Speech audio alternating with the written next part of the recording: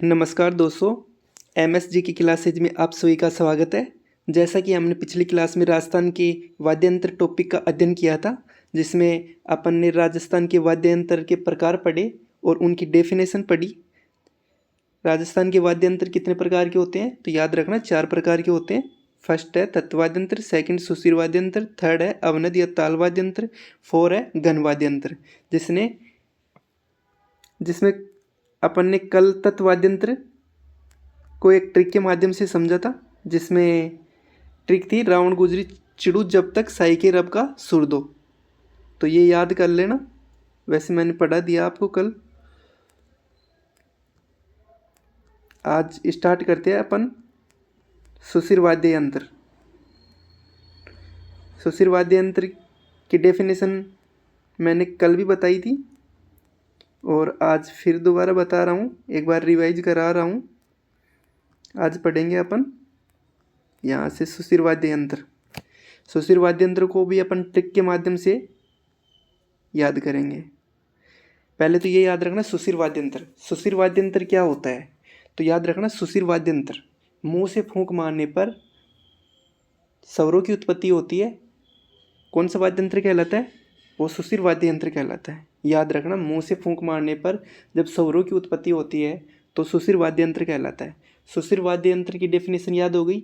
अब सुशिर वाद्य यंत्र के संबंध में जितने भी महत्वपूर्ण वाद्य यंत्र है उनको एक ट्रिक के माध्यम से याद करते हैं। ट्रिक का नाम है, पहले ट्रिक को समझो एक बार, फिर इसको याद भी करवा दूंगा मैं आपको। तो ट्रिक का नाम है, पाबू बाबा ने मोना व सीता से कहा कि अब तुम बीन बजाओ। क्या कहा? पाबू बाबा ने मोना व सीता से कहा कि अब तुम बीन बजाओ।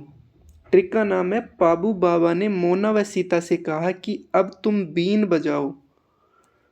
ट्रिक का नाम है, पाबू बाबा ने मोना व सीता से कहा कि अब तुम बीन बजाओ।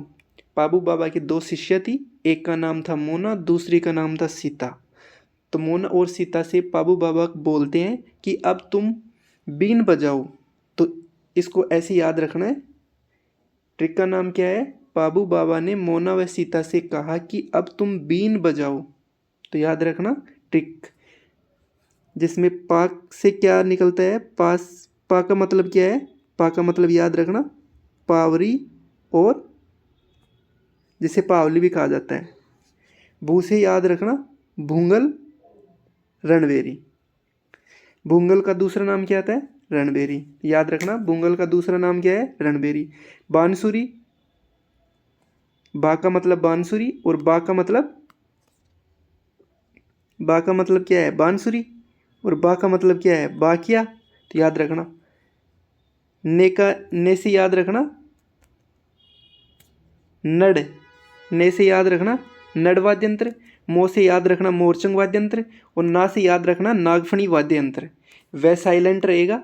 सी से याद रखना सिंगी वाद्य यंत्र या सिंगा वाद्य यंत्र। सी से याद रखना सिंगी वाद्य यंत्र या सिंगा वाद्य यंत्र। ता से याद रखना तारपी वाद्य यंत्र। से याद रखना सतारा वाद्य यंत्र। कै से याद रखना कर्णा वाद्य यंत्र। है से याद रखना हरनाई वाद्य यंत्र, मतलब लास्ट में नाई आई, हरनाई जैसे सहनाई, सुरनाई, है नाई। तो है से याद रखना हरनाई, सहनाई, सुरनाई, है नाई। ये कौन से वाद्य यंत्र है? ये भी सुशिर वाद्य यंत्र है। की साइलेंट रहेगा। ऐसे अलगोजा, बै से बरगू, और तू से तुरई, मैं से मसक, मैं से मुरला भी याद रखना। मैं से मसक और मैं से मुरला भी याद रखना। बी से बीन याद रखना, जिसे पुंगी भी कहते हैं। और बजाओ, इसको साइलेंट रहेगा। पा से याद रखना पावरी, जिसे पावली भी कहा जाता है। बू से याद रखना बूंगल, जिसे रणबेरी भी कहा जाता है। बा से याद रखना बांसुरी, बा से याद रखना बाकिया, न से याद रखना नड़, मो से याद रखना मोरचंग, ना से याद रखना नागफणी, और सी से याद रखना सिंगी, सिंगा। इसमें वह साइलेंट रहेगा। और ता से याद रखना तारपी, और से याद रखना सतारा, और कै से याद रखना कर्णा, है से याद रखना हरनाई, सहनाई, सुरनाई और है नाई। की साइलेंट रहेगा। ऐसे याद रखना अलगोजा, बै से याद रखना बरगू, तू से याद रखना तुरई, मैं से याद रखना मशक, मैं से याद रखना मशक, मशक के साथ में याद रखना मुरला भी, और बीन से याद रखना बीन, जिसे पुंगी भी कहते हैं, और बजाओ ये क्या रहेगा, साइलेंट रहेगा। तो आपको ट्रिक समझ में आई होगी। सुशिर वाद्य यंत्र याद करने की ट्रिक है, बाबू बाबा ने मोना व सीता से कहा कि अब तुम बीन बजाओ। पा का मतलब पावरी, पा का मतलब पावली भी बोलते हैं, भू से भूंगल जिसे रणबेरी कहा जाता है, बा से बांसुरी, बा से बाकिया, न से नड, और मो से मोरचंग वाद्य यंत्र, ना से नागफणी, वह साइलेंट रहेगा, सी से सिंगी सिंगा, और ता से याद रखना तारपी, से याद रखना सत्तारा, और कैसे याद रखना करना, और है से याद रखना हरनाई, सहनाई, सुरनाई, और है की साइलेंट रहेगा, ऐसे याद रखना अलगोजा, बै से याद रखना बरगू, तू से याद रखना तुरु, मैं से याद रखना मशक और मुल्ला, बीन से याद रखना बीन और पुंगी, और बजाओ साइलेंट रहेगा। तो ये अपन ने सुशिर वाद्य यंत्र के संबंध में जितने भी इम्पोर्टेंट वाद्य यंत्र थे उनको एक ट्रिक के माध्यम से याद किया। अब नेक्स्ट सबसे पहले अपन पढ़ते हैं अलगोजा वाद्य यंत्र। कौन सा वाद्य यंत्र, अलगोजा वाद्य यंत्र। तो अलगोजा वाद्य यंत्र के संबंध में सबसे पहले अपने को याद रखना है, यह एक प्रकार का सुशिर वाद्य यंत्र है। याद रखना, एक प्रकार का सुशिर वाद्य यंत्र है। पहला बिंदु याद रखना, अलगोजा वाद्य यंत्र एक प्रकार का सुशिर वाद्य यंत्र है। दूसरा बिंदु याद रखना कि ये दो बांसुरियों से निर्मित होता है। अलगोजा वाद्य यंत्र होता है दो बांसुरियों से निर्मित होता है। फर्स्ट, अलगोजा वाद्य यंत्र सुशिर वाद्य यंत्र होता है, यह दो बांसुरियों से निर्मित होता है। तीसरा पॉइंट याद रखना, अलगोजा वाद्य यंत्र में कुल कितने छिद्र होते हैं, तो याद रखना कुल इसमें 8 छिद्र होते हैं। कितने छिद्र होते हैं, 8 छिद्र होते हैं। नेक्स्ट पॉइंट है, इसमें प्रयुक्त छिद्र कितने होते हैं, प्रयुक्त छिद्र 6 होते हैं। लेकिन जो भील जनजाति होती है इनके अलगोजा वाद्य यंत्र में कितने छिद्र होते हैं, याद रखना 4। कितने छिद्र होते हैं, 4। इस अलगोजा वाद्य यंत्र के संबंध में अपन ने 3 पॉइंट पढ़ा। पहला तो दो बांसुरियों से निर्मित होता है। दूसरा, इसमें कुल छिद्र कितने होते हैं, 8 होते हैं। प्रयुक्त छिद्र 6 होते हैं। भील जनजाति के वाद्य यंत्र में 4 छिद्र होते हैं। और अलगोजा एक प्रकार का सुशिर वाद्य यंत्र है। नेक्स्ट याद रखना, जो अलगोजा वाद्य यंत्र है वो राजस्थान का राज्य वाद्य यंत्र कहलाता है। राजस्थान का राज्य वाद्य यंत्र कौन सा है, अलगोजा। याद रखना, एग्जाम में पूछा हुआ क्वेश्चन है, राजस्थान का राज्य वाद्य यंत्र कौन सा है, तो याद रखना अलगोजा है। नेक्स्ट पॉइंट है, चराओं का जातीय वाद्य यंत्र कौन सा है, तो याद रखना चराओं का वाद्य यंत्र अलगोजा वाद्य यंत्र कहलाता है। याद रखना कौन सा वाद्य यंत्र कहलाता है, अलगोजा वाद्य यंत्र कहलाता है। और भील और कालबेलिया जाति के द्वारा कौन से वाद्य यंत्र का प्रयोग किया जाता है, भील और कालबेलिया जाति के द्वारा अलगोजा वाद्य यंत्र का वादन किया जाता है। याद रखना कौन से वाद्य यंत्र का वादन किया जाता है, भील और कालबेलिया जाति के द्वारा अलगोजा वाद्य यंत्र का वादन किया जाता है। नेक्स्ट है, जो अलगोजा वाद्य यंत्र होता है वो कितने प्रकार का होता है, तो याद रखना अलगोजा वाद्य यंत्र होता है वो 2 प्रकार का होता है। कितने प्रकार का होता है, 2 प्रकार का। जिसमें फर्स्ट है सिंधी अलगोजा, सेकंड है ढूंढाड़ी अलगोजा। पहला है सिंधी अलगोजा और दूसरा है ढूंढाड़ी अलगोजा। सिंधी अलगोजा के संबंध में अपने को इसके प्रसिद्ध कलाकारों को याद रखना है।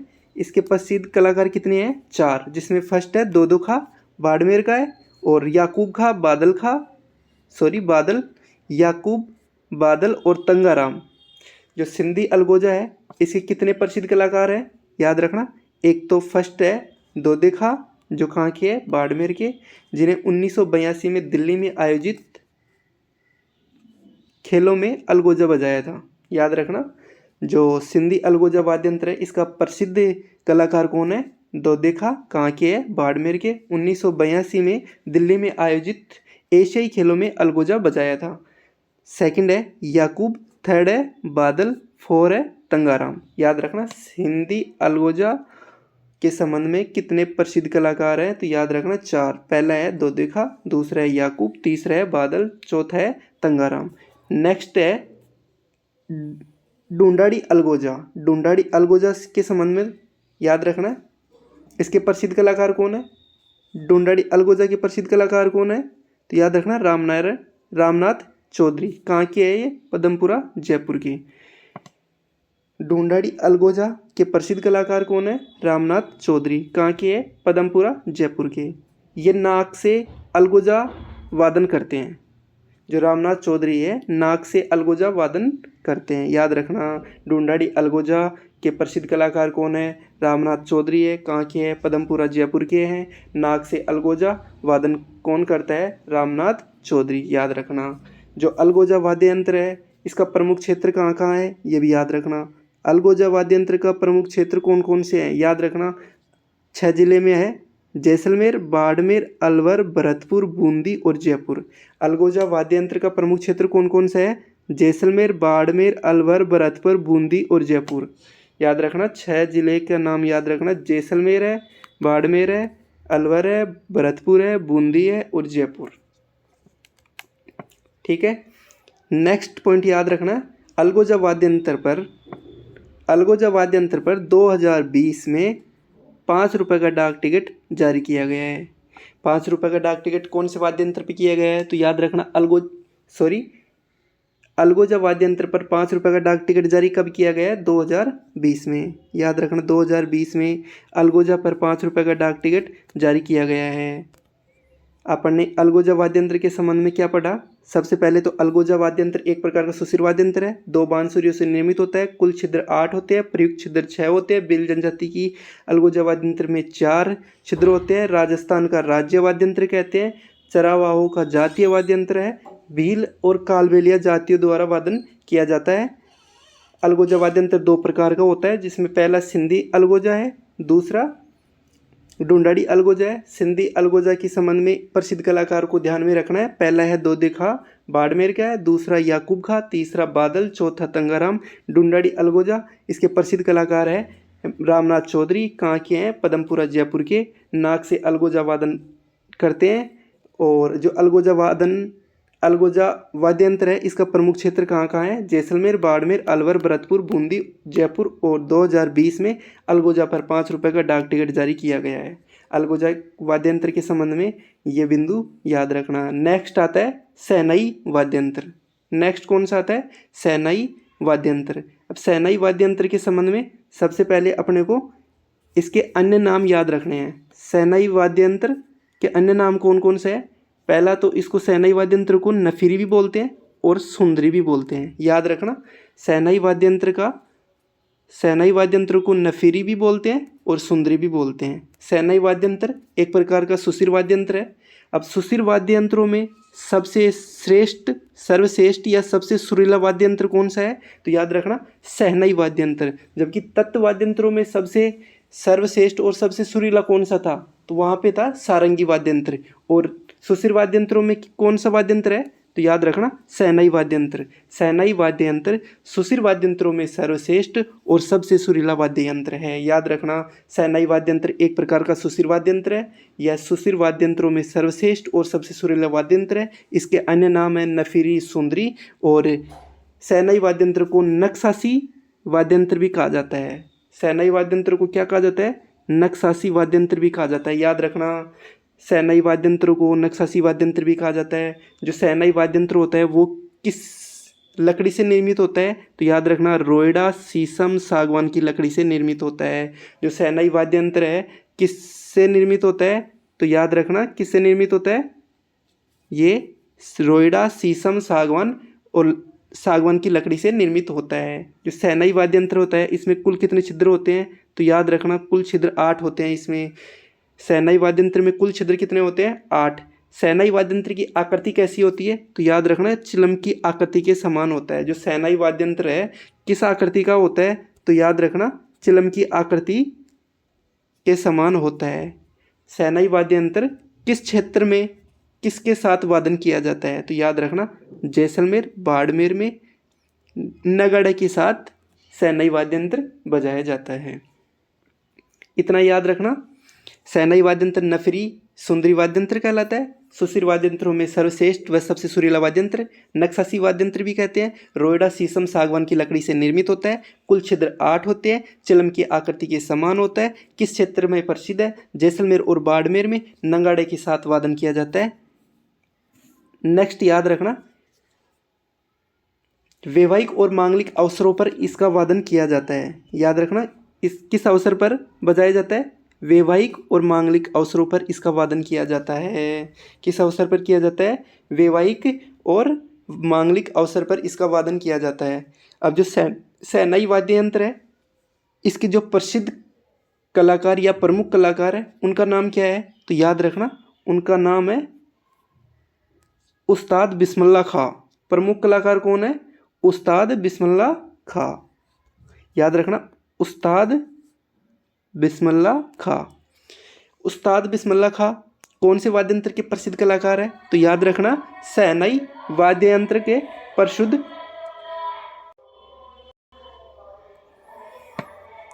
शहनाई वाद्य यंत्र के प्रमुख कलाकार कौन है? तो याद रखना, शहनाई वाद्य यंत्र के प्रमुख कलाकार कौन है? उस्ताद बिस्मिल्लाह खां। उस्ताद बिस्मिल्लाह खां क्यों प्रसिद्ध है? तो याद रखना, इन्हें 2001 में भारत रत्न पुरस्कार से भी सम्मानित किया गया है और संसद के संयुक्त अधिवेशन में शहनाई बजाई थी और 2008 में इन पर 5 रुपये का डाक टिकट जारी किया गया है। जो शहनाई वाद्य यंत्र है, इसके प्रसिद्ध कलाकार है उस्ताद बिस्मिल्लाह खां। इन्हें 2001 में भारत रत्न पुरस्कार से सम्मानित किया गया है। याद रखना, दूसरा पॉइंट याद रखना, संसद के संयुक्त अधिवेशन में शहनाई वाद्य यंत्र बजाया था, ये भी याद रखना। अब पॉलिटी से संबंधित एक क्वेश्चन याद रखना, संसद के संयुक्त अधिवेशन कौन से आर्टिकल, कौन से अनुच्छेद में आता है? तो याद रखना, अनुच्छेद 108 के अंतर्गत आता है। ये पॉलिटी के संबंध में भी एक क्वेश्चन याद रखना, संसद के संयुक्त अधिवेशन कौन से आर्टिकल में आता है? तो याद रखना, 108, अनुच्छेद 108 में आता है। उस्ताद बिस्मिल्लाह खां 2008 में इन पर भी 5 रुपये का डाक टिकट जारी किया गया है। जो उस्ताद बिस्मिल्लाह खां शहनाई वाद्य यंत्र के प्रमुख कलाकार थे, उन पर 2008 में 5 रुपये का डाक टिकट जारी किया गया था। और शहनाई वाद्य यंत्र के अन्य कलाकार कौन कौन है? दूसरा है चांद मोहम्मद खां, तीसरा है मांगी बाई, चौथा है दयाशंकर, पांचवा है अनंतपाल। याद रखना, जो शहनाई वाद्य यंत्र है, इसके प्रमुख कलाकार तो है उस्ताद बिस्मिल्लाह खां और अन्य कलाकार कौन कौन है? चांद मोहम्मद खां, मांगी बाई, दयाशंकर, अनंतपाल। याद रखना, अनंतपाल। नेक्स्ट देखो, जो नफीरी वाद्य यंत्र है, शहनाई वाद्य यंत्र का नाम क्या है? नफीरी वाद्य यंत्र। तो नफीरी बोल दो या शहनाई बोल दो, एक ही बात है। तो नफीरी वादन या शहनाई वादन का चित्रण किस शैली में किया जाता है? तो याद रखना, अलवर चित्र शैली में किया जाता है। नफीरी वादन का चित्रण किस शैली में किया जाता है? तो याद रखना, अलवर चित्र शैली में किया जाता है। अलवर चित्र शैली में किया जाता है। शहनाई वाद्य यंत्र के संबंध में क्या क्या बिंदु पढ़े अपन ने? शहनाई वाद्य यंत्र के अन्य नाम है नफीरी, सुंदरी, सुशीर वाद्य यंत्रों में सर्वश्रेष्ठ और सबसे सुरीला वाद्य यंत्र है। नक्सासी वाद्य यंत्र भी कहा जाता है। रोयडा शीशम सागवान की लकड़ी से निर्मित होता है। इसमें कुल छिद्र 8 होते हैं। चिलम की आकृति के समान होता है। जैसलमेर और बाड़मेर में नगाड़े के साथ इसका वादन किया जाता है। वैवाहिक और मांगलिक अवसरों पर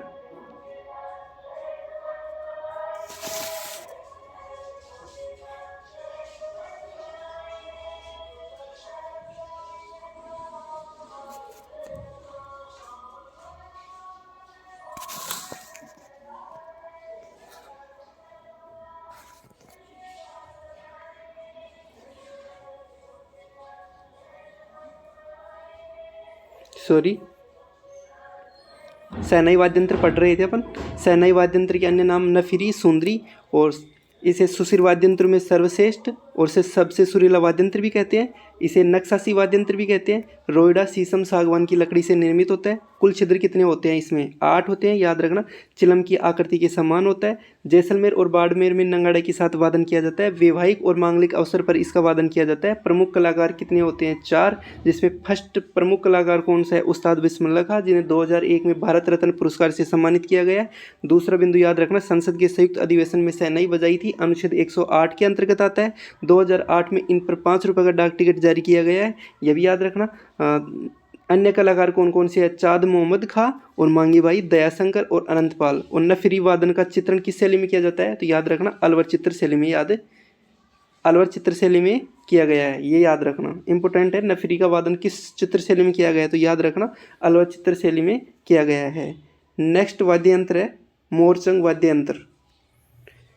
मोरचंग वाद्य यंत्र ये राजस्थान का सबसे छोटा वाद्य यंत्र है। मोरचंग वाद्य यंत्र में सबसे छोटा वाद्य यंत्र है। राजस्थान का सबसे छोटा वाद्य यंत्र कौन सा है, तो याद रखना राजस्थान का सबसे छोटा वाद्य यंत्र कौन सा है, मोरचंग वाद्य यंत्र। राजस्थान का सबसे छोटा वाद्य यंत्र कौन सा है, मोरचंग वाद्य यंत्र। मोरचंग वाद्य यंत्र का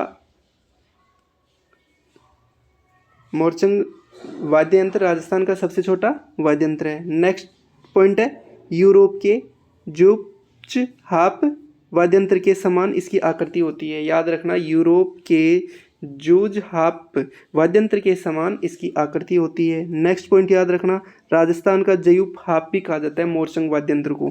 मोरचंग वाद्य यंत्र को राजस्थान का क्या कहा जाता है, जयूप हार्प। ये संगणकीय एग्जाम 2018 में पूछा हुआ क्वेश्चन है, याद रखना मोरचंग वाद्य यंत्र को राजस्थान का जयूप हार्प भी कहा जाता है। जो मोरचंग वाद्य यंत्र होता है किससे निर्मित होता है, तो याद रखना लोहे से निर्मित होता है। लोहे से निर्मित कौन सा वाद्य यंत्र है, मोरचंग वाद्य यंत्र। याद रखना मोरचंग वाद्य यंत्र लोहे से निर्मित होता है। मोरचंग वाद्य यंत्र किसके साथ वादन किया जाता है, तो याद रखना सारंगी के साथ इसका वादन किया जाता है। मोरचंग वाद्य यंत्र होठों के बीच रखकर बजाया जाता है। याद रखना होठों के बीच रखकर वादन किया जाने वाला कौन सा वाद्य यंत्र है, तो याद रखना मोरचंग वाद्य यंत्र। कौन सा वाद्य यंत्र, मोरचंग वाद्य यंत्र। मोरचंग वाद्य यंत्र राजस्थान का सबसे छोटा वाद्य यंत्र है। यूरोप के जयूप हार्प वाद्य यंत्र के समान है। राजस्थान का जयूप हार्प भी कहा जाता है। मोरचंग वाद्य यंत्र लोहे से निर्मित होता है। सारंगी के साथ वादन किया जाता है। होठों के बीच रखकर इसका वादन किया जाता है। अब जो मोरचंग वाद्य यंत्र है इसकी प्रमुख जातियाँ कौन कौन सी है, तो याद रखना प्रमुख जातियाँ कौन कौन सी है इसकी। तो अपन ने एक ट्रिक बना रखी है प्रमुख जातियों को याद करने के लिए। तो ट्रिक का नाम है एलजी का एसी। तो याद रखना ट्रिक का नाम है एलजी का एसी। ट्रिक का नाम क्या है, एलजी का एसी। एल से याद रखना लंगा, और जी से याद रखना गुमड़कर, का से याद रखना कालबेलिया, ए से याद रखना आदिवासी, और सी से याद रखना चरवाहा। कौन कौन सी जाति का प्रमुख वाद्य यंत्र है, मोरचंग वाद्य यंत्र कौन कौन सी जाति का वाद्य यंत्र है, तो याद रखना एलजी का एसी। ट्रिक है एलजी का एसी। एल से याद रखना लंगा, जी से याद रखना गुमड़कर, का से याद रखना कालबेलिया, ए से याद रखना आदिवासी, सी से याद रखना चरावा। ठीक है, प्रमुख जातियों के नाम याद रखना। कितनी जाति आती है इसमें, 5, लंगा, गुमड़कर, कालबेलिया, आदिवासी और चरवाहा। इसके प्रमुख कलाकार कौन कौन है, इसके प्रमुख कलाकार याद रखना। प्रमुख कलाकार कौन कौन से है, कम्मू खां और गफूर खां। कौन कौन से कलाकार हैं, कम्मू खां और गफूर खां। ठीक है, कौन कौन से कलाकार हैं, कम्मू खां और गफूर खां। मोरचंग वाद्य यंत्र के संबंध में क्या पढ़ा, राजस्थान का सबसे छोटा वाद्य यंत्र है। यूरोप के जयूप हार्प वाद्य यंत्र के समान है। राजस्थान का जयूप हार्प भी कहते हैं। लोहे से निर्मित होता है। सारंगी के साथ वादन किया जाता है। होठों के बीच रखकर वादन किया जाता है। प्रमुख जातियाँ एलजी का एसी। एलजी से याद रखना एल से लंगा, जी से याद रखना गुमड़कर, का से याद रखना कालबेलिया, ए से याद रखना आदिवासी, सी से याद रखना चरवाहा। और प्रमुख कलाकार कौन कौन है इसके, कम्मू खां और गफूर खां। नेक्स्ट वाद्य यंत्र आता है अपना भूंगल या रणवेरी वाद्य यंत्र। भूंगल वाद्य यंत्र को रणवेरी वाद्य यंत्र भी कहा जाता है। अब ये कैसा वाद्य यंत्र है, एक प्रकार का सुशिर वाद्य यंत्र है। ये याद रखना 3 हाथ लंबी पीतल से निर्मित नली होती है। ये नई नहीं है, यहाँ पे आप मिस्टेक हो गई, नली कर लेना इसको।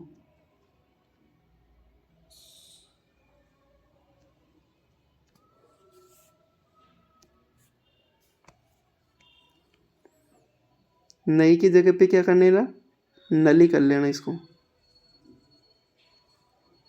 ठीक है, भूंगल जिसे रणबेरी वाद्य यंत्र भी कहते हैं, यह 3 हाथ लंबी पीतल से निर्मित नली होती है। प्राचीन काल में युद्ध प्रारंभ होने से पूर्व युद्ध भूमि में बजाया जाने वाला वाद्य यंत्र क्या कहलाता है, भूंगल वाद्य यंत्र। भवाई जाति के द्वारा नाटक खेल प्रारंभ करने से पूर्व जनता को एकत्रित करने के लिए बजाया जाने वाला वाद्य यंत्र क्या कहलाता है, भूंगल वाद्य यंत्र। भूंगल वाद्य यंत्र के संबंध में 4 बिंदु याद रखना। पहला तो ये सुशिर वाद्य यंत्र होता है, 3 हाथ लंबी पीतल की से निर्मित नली होती है। प्राचीन काल में युद्ध प्रारंभ से पूर्व युद्ध भूमि में बजाया जाता है। याद रखना, भवाई जाति के द्वारा नाटक खेल प्रारंभ करने से पूर्व जनता को एकत्रित करने के लिए बजाया जाने वाला वाद्य यंत्र क्या कहलाता है? भूंगल वाद्य यंत्र कहलाता है। ये चारों बिंदु याद रखना भूंगल वाद्य यंत्र के संबंध में। ठीक है, नेक्स्ट वाद्य यंत्र है बांसुरी वाद्य यंत्र। नेक्स्ट कौन सा है? बांसुरी वाद्य यंत्र। बांसुरी वाद्य यंत्र के संबंध में सबसे पहले याद रखना, बांसुरी को इंग्लिश में क्या कहा जाता है? फ्लूट कहा जाता है। और इसके अन्य नाम क्या है? इसको अन्य नाम है वंशी और नादी। बांसुरी के अन्य नाम क्या है? फ्लूट, वंशी और नादी। याद रखना, बांसुरी के अन्य नाम क्या है? फ्लूट, वंशी और नादी। सॉरी, बांसुरी के अन्य नाम क्या क्या है? फ्लूट, इंग्लिश में फ्लूट कहा जाता है, वंशी कहा जाता है और नादी कहा जाता है।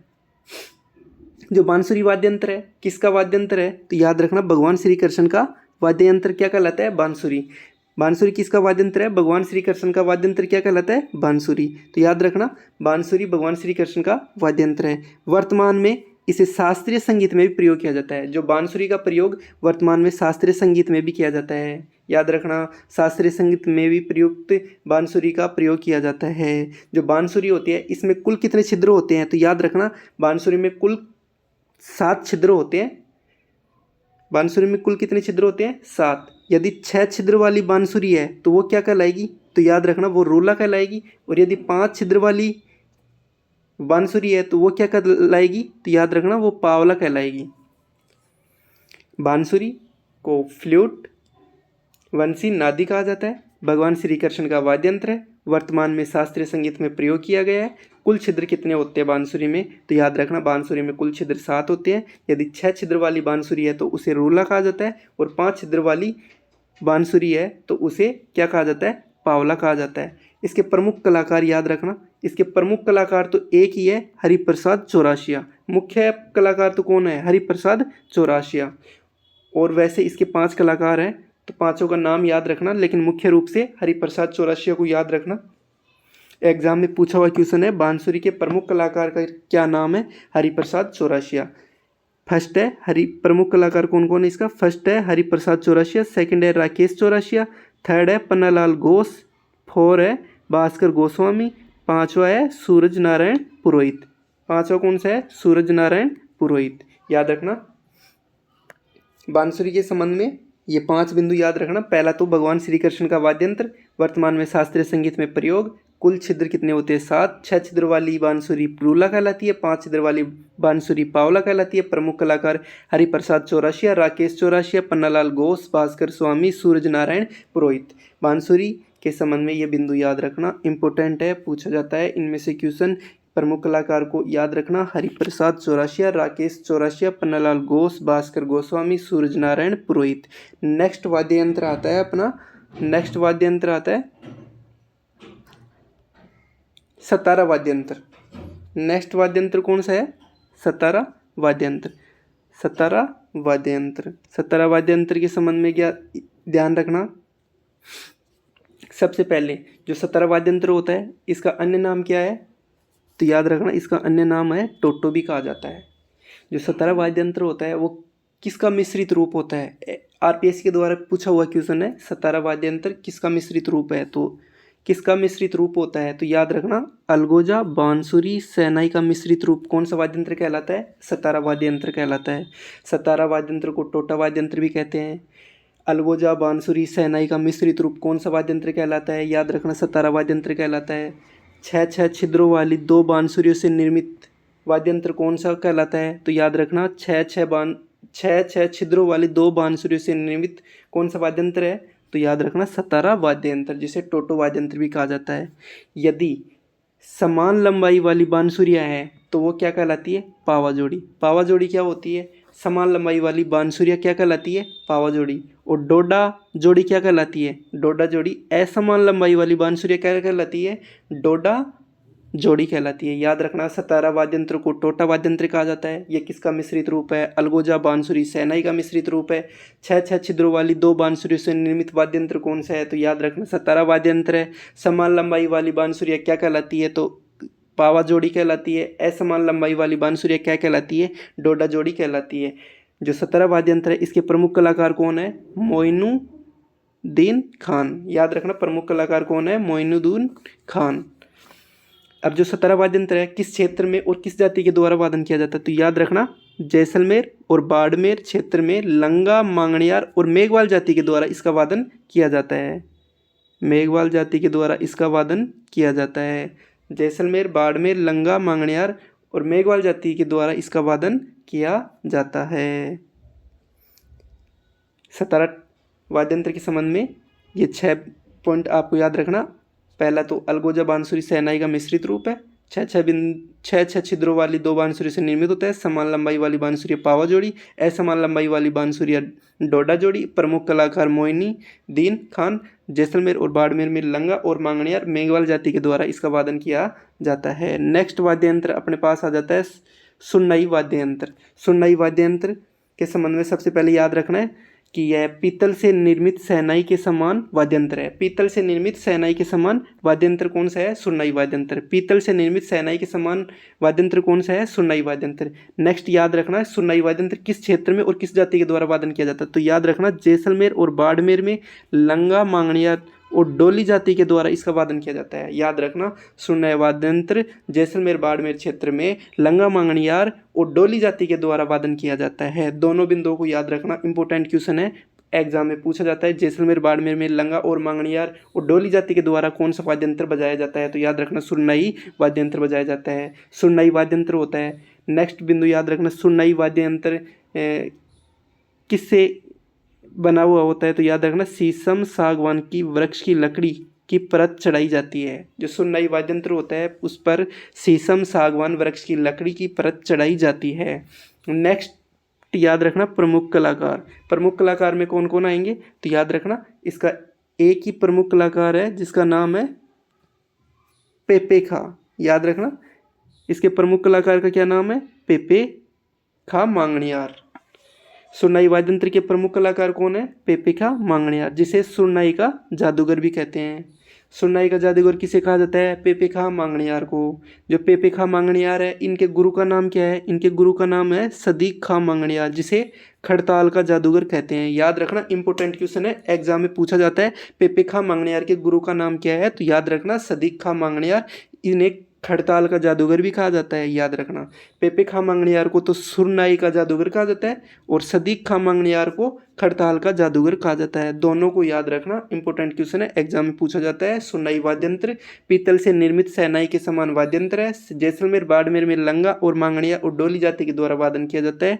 शीशम, सागवान वृक्ष की लकड़ी से परत चढ़ाई जाती है। प्रमुख कलाकार पेपे खा मांगणियार, जिसे सुन्नई का जादूगर कहा जाता है। पेपे खा मांगणियार के गुरु का नाम है सदीक खा मांगणियार, जिसे खड़ताल का जादूगर कहा जाता है। नेक्स्ट वाद्य यंत्र है अपने पास मशक वाद्य यंत्र। मशक वाद्य यंत्र के संबंध में सबसे पहले याद रखना है मशक वाद्य यंत्र यह बकरी की खाल से निर्मित होता है। जो मशक वाद्य यंत्र होता है बकरी की खाल से निर्मित होता है। यह इसकी आकृति कैसी होती है, इसकी आकृति थैलेनुमा या गुब्बारे नुमा संरचना की होती है। याद रखना मशक वाद्य यंत्र बकरी की खाल की से निर्मित होता है, थैलेनुमा और गुब्बारे नुमा संरचना का होता है। तीसरा पॉइंट याद रखना कांख में दबाकर इसका वादन किया जाता है। मशक वाद्य यंत्र बकरी की खाल से निर्मित होता है, इसकी आकृति कैसी होती है, थैलेनुमा और गुब्बारे नुमा संरचना की होती है। कांख में दबाकर इसका वादन किया जाता है। किस वाद्य यंत्र का कांख में दबाकर वादन किया जाता है, तो याद रखना मशक वाद्य यंत्र। विदेशी वाद पेग पाइपर के समान इसकी आकृति होती है। यह भी याद रखना विदेशी वाद बेग पाइपर के समान इसकी आकृति होती है, यह भी याद रखना। जो मशक वाद्य यंत्र है इसका प्रमुख क्षेत्र कहाँ का है, तो याद रखना अलवर में, भरतपुर में, सवाई माधोपुर में, डींग में, जयपुर में। किनके द्वारा, तो नाथों और जोगियों के द्वारा वाचन किया जाता है। याद रखना जो मशक वाद्य यंत्र है किस क्षेत्र में, अलवर, भरतपुर, सवाई माधोपुर, डींग, जयपुर में नाथों और जोगियों के द्वारा इसका वाचन किया जाता है। याद रखना जो मशक वाद्य यंत्र है माता जी और भैरू जी के भजनों में भी वादन किया जाता है इसका। याद रखना माता जी और भैरू जी के भजनों में कौन से वाद्य यंत्र बजाया जाता है, तो मशक वाद्य यंत्र। वर्तमान में पुलिस आर्मी बैंड में भी इसका वादन किया जाता है। मशक वाद्य यंत्र का वर्तमान में पुलिस आर्मी बैंड में भी वादन किया जाता है। नेक्स्ट पॉइंट याद रखना अतिथियों के स्वागत में कौन सा वाद्य यंत्र बजाया जाता है, तो याद रखना अतिथियों के स्वागत में कौन सा वाद्य यंत्र बजाया जाता है, मशक वाद्य यंत्र बजाया जाता है, याद रखना। अतिथियों के स्वागत में कौन सा वाद्य यंत्र बजाया जाता है?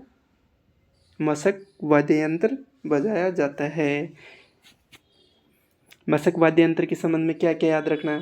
पहला पॉइंट याद रखना, बकरी की खाल से निर्मित होता है। दूसरा, थैलेनुमा गुब्बारे नुमा संरचना होती है। तीसरा याद रखना, कांख में दबाकर वादन किया जाता है। चौथा याद रखना, विदेशी वाग बेग पाइपर के समान होता है। मशक वाद्य यंत्र के प्रमुख क्षेत्र कहाँ कहाँ बजाया जाता है? तो याद रखना, अलवर, भरतपुर, सवाई माधोपुर, डींग, जयपुर में नाथों और जोगियों के द्वारा वाचन किया जाता है। नेक्स्ट पॉइंट याद रखना, माताजी और भैरू जी के भजनों में वादन किया जाता है। नेक्स्ट पॉइंट याद रखना, वर्तमान में पुलिस और आर्मी बैंड में भी मशक वाद्य यंत्र का प्रयोग किया जाता है। और अतिथियों के स्वागत में भी कौन सा वाद्य यंत्र बजाया जाता है? तो मशक वाद्य यंत्र बजाया जाता है। और मशक वाद्य यंत्र का जादूगर किसे कहा जाता है? तो याद रखना, मशक वाद्य यंत्र का जादूगर श्रवण कुमार को कहा जाता है। मशक वाद्य यंत्र का जादूगर किसको कहा जाता है? तो याद रखना, मशक वाद्य यंत्र का जादूगर श्रवण कुमार को कहा जाता है। इंपॉर्टेंट क्वेश्चन है, मशक का जादूगर किसे कहा जाता है? श्रवण कुमार को कहा जाता है, याद रखना। मशक का जादूगर किसको कहा जाता है? श्रवण कुमार को कहा जाता है। नेक्स्ट वाद्य यंत्र है नड वाद्य यंत्र। नड वाद्य यंत्र के संबंध में अपने को 5 बिंदु याद रखने हैं। सबसे पहले, नड वाद्य यंत्र 1 मीटर लंबी कागोर वृक्ष की लकड़ी से निर्मित होता है, याद रखना। 1 मीटर लंबी काछोर, ये काछोर है, सॉरी, ये कागोर नहीं है, काछोर वृक्ष की लकड़ी से निर्मित होता है, याद रखना इसको। नड वाद्य यंत्र 1 मीटर लंबी काछोर वृक्ष की लकड़ी से निर्मित होता है। दूसरा बिंदु याद रखना, गाय की पूंछ के समान आकृति होती है। तीसरा पॉइंट याद रखना, प्रमुख क्षेत्र कहाँ का होता है? जैसलमेर और बाड़मेर का। नड वाद्य यंत्र 1 मीटर लंबी काछोर वृक्ष की लकड़ी से निर्मित होता है, ये याद रखना, फर्स्ट पॉइंट। सेकंड पॉइंट याद रखना है, गाय की पूंछ के समान इसकी आकृति होती है। थर्ड पॉइंट याद रखना, यह जैसलमेर और बाड़मेर क्षेत्र में प्रसिद्ध है। और नड का जादूगर किसको कहा जाता है? याद रखना, इंपॉर्टेंट क्वेश्चन है, आरपीएससी के द्वारा पूछा हुआ क्वेश्चन है। नड का जादूगर किसे कहा जाता है? तो याद रखना, कर्णा भील को नड वाद्य यंत्र का जादूगर कहा जाता है। नेक्स्ट पॉइंट याद रखना, नड का छोटा रूप जो दक्षिणी राजस्थान में वर्षा ऋतु में भील व चरावाह बजाते हैं, उसको क्या कहा जाता है? तो याद रखना, उसको क्या कहा जाता है? उसे कानी या कानो कहा जाता है। नड वाद्य यंत्र के संबंध में 5 बिंदु याद रखना। पहला, तो 1 मीटर लंबी काछोर वृक्ष की लकड़ी से निर्मित होता है। दूसरा याद रखना, गाय की पूंछ के समान आकृति होती है। तीसरा याद रखना, प्रमुख क्षेत्र जैसलमेर और बाड़मेर। चौथा पॉइंट याद रखना, नड का जादूगर कर्णा भील को कहा जाता है। पांचवा पॉइंट याद रखना, नड का छोटा रूप जो दक्षिणी राजस्थान में वर्षा ऋतु में भील और चरावा बजाते हैं, वो क्या कहलाता है? कानी या काना कहलाता है, याद रखना। नेक्स्ट वाद्य यंत्र है बाक्य वाद्य यंत्र। बाक्य वाद्य यंत्र के संबंध में 3 बिंदु याद रखना। सबसे पहले तो बाक्य वाद्य यंत्र पीतल से निर्मित होता है। दूसरा याद रखना, सरगड़ा जाति के द्वारा जातीय वाद्य यंत्र है।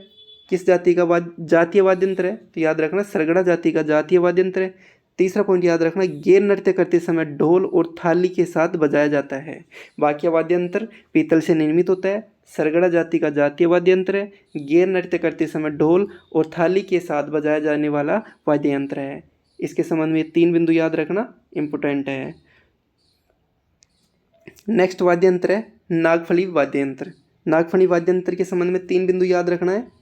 फर्स्ट, तो पीतल से निर्मित होता है, सर्पिलाकार आकृति होती है इसकी, साधु सन्यासियों के द्वारा वादन किया जाता है। जो नागफणी वाद्य यंत्र है पीतल से निर्मित होता है, सर्पिलाकार आकृति होती है, साधु सन्यासियों के द्वारा वादन किया जाता है।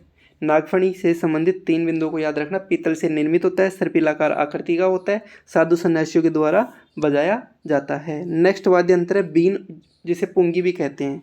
बीन और पुंगी के संबंध में भी 3 बिंदु याद रखना है।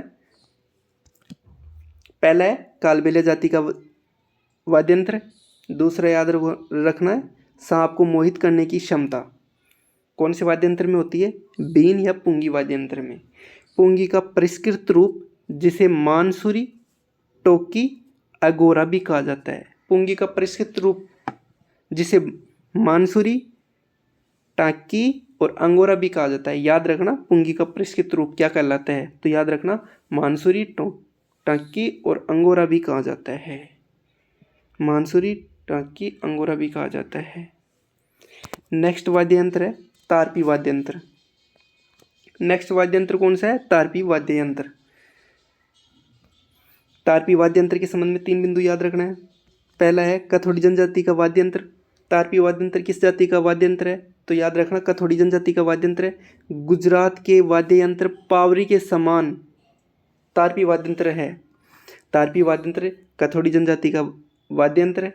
गुजरात का जो वाद्य यंत्र है पावरी के समान इसकी आकृति होती है। याद रखना गुजरात के वाद्य यंत्र पावरी के समान इसकी आकृति होती है। पावरी की आकृति कैसी होती है? याद रखना अंग्रेजी के सी अक्षर के समान होती है। अंग्रेजी के सी अक्षर के समान आकृति वाला वाद्य यंत्र कौन सा है? तो याद रखना पावरी वाद्य यंत्र। पावरी वाद्य यंत्र कहाँ का है? गुजरात के वाद्य यंत्र के समान, तारपीय वाद्य यंत्र के समान इसकी आकृति होती है। याद रखना तारपीय वाद्य यंत्र कथोड़ी जनजाति का वाद्य यंत्र है। सेकंड पॉइंट याद रखना गुजरात के वाद्य यंत्र पावरी के समान इसकी आकृति होती है। पावरी वाद्य यंत्र की आकृति कैसी होती है? तो याद रखना अंग्रेजी की सी अक्षर के समान आकृति होती है। नेक्स्ट वाद्य यंत्र याद रखना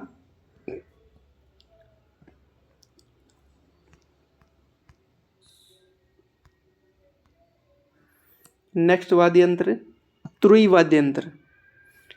अब तुरई वाद्य यंत्र के संबंध में सबसे पहले याद रखना है तुरई वाद्य यंत्र होता है वो पीतल से निर्मित होता है। नेक्स्ट याद रखना प्राचीन काल में युद्ध के समय बजाया जाता था।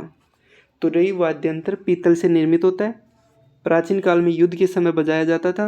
नेक्स्ट याद रखना राजमहलों के प्रवेश द्वार पर भी बजाया जाता था। जो तुरई वाद्य यंत्र होता है पीतल से निर्मित होता है, पहला बिंदु याद रखना। दूसरा बिंदु याद रखना प्राचीन काल में युद्ध के समय बजाया जाता था। थर्ड पॉइंट याद रखना राजमहलों के प्रवेश द्वार पर भी बजाया जाता था। तुरई वाद्य यंत्र के संबंध में 3 बिंदुओं को याद रखना। पूछा जाता है कि राजमहलों के प्रवेश द्वार पर कौन सा वाद्य यंत्र बजाया जाता है? तो याद रखना तुरई वाद्य यंत्र। ठीक है। नेक्स्ट वाद्य यंत्र है कर्णा वाद्य यंत्र। कर्णा वाद्य यंत्र के संबंध में सबसे पहले कर्णा वाद्य यंत्र होता है वो सबसे लंबा वाद्य यंत्र होता है। याद रखना सबसे लंबा वाद्य यंत्र कौन सा है? तो याद रखना कर्णा वाद्य यंत्र सबसे लंबा वाद्य यंत्र है। यह पीतल से निर्मित होता है, राज दरबारों में बजाया जाता है और वर्तमान में पाली में मंदिरों में भी बजाया जाता है। कर्णा वाद्य यंत्र के संबंध में 4 बिंदुओं को याद रखना। सबसे पहले यह सबसे लंबा वाद्य यंत्र है। दूसरा बिंदु याद रखना पीतल से निर्मित होता है। तीसरा पॉइंट याद रखना राज दरबारों में बजाया जाने वाला वाद्य यंत्र कौन सा है? तो कर्णा वाद्य यंत्र है। चौथा याद रखना वर्तमान में पाली में मंदिरों में बजाया जाता है। नेक्स्ट वाद्य यंत्र है शंख वाद्य यंत्र। कौन सा वाद्य यंत्र? शंख वाद्य यंत्र। इसमें से क्वेश्चन पूछा जाता है शंख वाद्य यंत्र। तो याद रखना जो शंख वाद्य यंत्र है समुद्री जीव का खोल है, यानी कि कवच होता है। याद रखना शंख वाद्य यंत्र समुद्री जीव का खोल जिसे कवच कहते हैं, समुद्री जीव का खोल कवच होता है। शंख कैसा होता है? समुद्री जीव का खोल कवच होता है। युद्ध भूमि में बजाया जाता था, मतलब जो शंख का प्रयोग किया जाता है युद्ध भूमि में बजाया जाता है। यह भी याद रखना जो पहले के टाइम में जब युद्ध हुआ करते थे तो उस समय कौन सा वाद्य यंत्र बजाया जाता था? तो याद रखना शंख वाद्य यंत्र बजाया जाता है। वर्तमान में मंदिरों में भी शंख बजाया जाता है। याद रखना शंख वाद्य यंत्र समुद्री जीव का खोल कवच होता है, युद्ध भूमि में भी बजाया जाती थी, वर्तमान में मंदिरों में भी बजाया जाने लगा है। याद रखना। अब शंख वाद्य यंत्र के संबंध में अपने को ये 5 याद रखना, मतलब किस शंख का संबंध किससे है। तो याद रखना एग्जाम में मिलान करवा सकता है किस शंख का संबंध किससे है। तो याद रखना पंचाज्य शंख, इसका संबंध किससे है? श्री कृष्ण से। और अनंत विजय का संबंध किससे है? अनंत विजय शंख का संबंध किससे है? युधिष्ठिर से। और देवदत्त शंख का संबंध किससे है? अर्जुन से। और पौंड शंख का संबंध किससे है? भीम से है। पौंड का संबंध भीम से है, देवदत्त का संबंध अर्जुन से है, अनंत विजय का संबंध किससे है? युधिष्ठिर से। और पंचाज्य का संबंध किससे है? श्री कृष्ण से। याद रखना कभी भी पूछा जा सकता है एग्जाम में, ऐसे कि ऐसे मिलान करवा सकता है। पंचाज्य शंख किससे संबंधित है? श्री कृष्ण। अनंत विजय किससे संबंधित है? युधिष्ठिर। देवदत्त शंख किससे संबंधित है? अर्जुन से। पौंड का संबंध किससे है? भीम से। याद रखना। नेक्स्ट वाद्य यंत्र है सिंगा वाद्य यंत्र। नेक्स्ट वाद्य यंत्र कौन सा है? सिंगा वाद्य यंत्र। नेक्स्ट वाद्य यंत्र कौन सा है? सिंगा वाद्य यंत्र। सिंह वाद्यंत्र के संबंध में सबसे पहले तो ये याद रखना इसकी आकृति कैसी होती है। तो याद रखना इसकी आकृति बलदार सिंह के समान आकृति होती है। इसकी आकृति कैसी होती है? बलदार सिंह के समान इसकी आकृति होती है। सिंह वाद्यंत्र की आकृति कैसी होती है? बलदार सिंह के समान आकृति होती है। नेक्स्ट पॉइंट याद रखना साधुओं का वाद्यंत्र है। जो सिंह वाद्यंत्र है साधुओं का वाद्यंत्र है। थर्ड पॉइंट याद रखना युद्धभूमि में बजाए जाने के कारण रणसिंह वाद्यंत्र भी कहलाया। सिंह वाद्यंत्र बलदार सिंह के समान की आकृति का होता है, फर्स्ट पॉइंट। सेकंड पॉइंट है साधुओं का वाद्यंत्र है। थर्ड पॉइंट है युद्धभूमि में बजाए जाने के कारण इसे रणसिंह वाद्यंत्र भी कहा गया है। मतलब सिंह वाद्यंत्र को युद्ध में बजाया जाता था, इसलिए इसका नाम क्या पड़ा? रणसिंह वाद्यंत्र कहलाया। क्या कहलाया? रणसिंह वाद्यंत्र। याद करना युद्धभूमि में बजाए जाने के कारण रणसिंह वाद्यंत्र किस वाद्यंत्र को कहा जाता है? तो याद रखना सिंह वाद्यंत्र को। ये वाद्यंत्र के संबंध में एक नोट याद रखना। कठपुतली नृत्य दिखाते समय बजाया जाने वाला सुशिर वाद्य यंत्र कौन सा है? तो याद रखना कौन सा है? बोली वाद्य यंत्र। यह अपन ने ट्रिक में नहीं पढ़ा था, तो यहाँ पे इसको याद कर लेना। कठपुतली नृत्य दिखाते समय बजाए जाने वाला वाद्य यंत्र कौन सा है? याद रखना बजाए जाने वाले वाद्य यंत्र कौन सा है? बोली वाद्य यंत्र। सिंह वाद्य यंत्र के संबंध में तीन बिंदु याद रखना। पहला तो ये बलदार सिंह के समान आकृति होती है इसकी। दूसरा ये किसका वाद्य यंत्र है? तो याद रखना साधुओं का वाद्य यंत्र है। युद्धभूमि में बजाए जाने के कारण इसका नाम क्या पड़ा? रणसिंह वाद्य यंत्र कहलाया। ये तीनों पॉइंट याद रखना, इम्पोर्टेंट है। रणसिंह वाद्य यंत्र कौन से वाद्य यंत्र को कहा जाता है? तो याद रखना सिंह वाद्य यंत्र। एग्जाम में पूछा हुआ क्वेश्चन है ये। और एक नोट है, कठपुतली नृत्य दिखाते समय बजाए जाने वाला सुशिर वाद्य यंत्र क्या कहलाता है? तो याद रखना वो क्या कहलाता है? बोली वाद्य यंत्र कहलाता है। कठपुतली नृत्य दिखाते समय बजाए जाने वाला सुशिर वाद्य यंत्र का नाम क्या है? बोली वाद्य यंत्र। याद रखना। नेक्स्ट है अवनद वाद्य यंत्र। अवनद वाद्य यंत्र को अपन नेक्स्ट क्लास में पढ़ेंगे। तो आप सभी को समझ में आया होगा। मैंने आपको सुशिर वाद्य यंत्र पढ़ाया है, और सुशिर वाद्य यंत्र से संबंधित जितने भी इम्पोर्टेंट वाद्य यंत्र थे वो मैंने आपको अच्छे से डिटेल में पढ़ाया है। आप इनको अच्छे से नोट्स बनाना और रिवाइज करते रहना। और किसी प्रकार की कोई समस्या आ रही है तो आप कमेंट में बता सकते हो।